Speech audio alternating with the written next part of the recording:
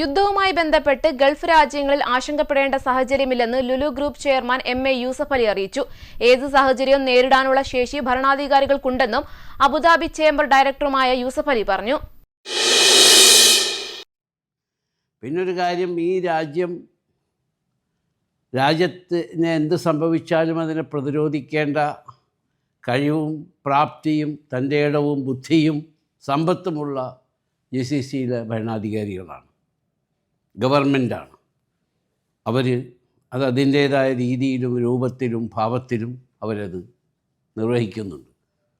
ഈ രാജ്യത്തെ പ്രൊട്ടക്റ്റ് ചെയ്യുന്ന എല്ലാ കാര്യങ്ങളും ഇവിടുത്തെ ഭരണാധികാരികളും രാജാക്കന്മാരും ഷെയ്ഖുമാരും പ്രസിഡന്റുമാരും എല്ലാവരും ചെയ്യുന്നുണ്ട്. വസ്തുതകളുമായി ബന്ധമില്ലാത്ത ഭീതിപ്പെടുത്തുന്നതായ വാർത്തകളാണ് പല മാധ്യമങ്ങളിലും വരുന്നതെന്ന് യൂസഫ് അലി ചൂണ്ടിക്കാട്ടി.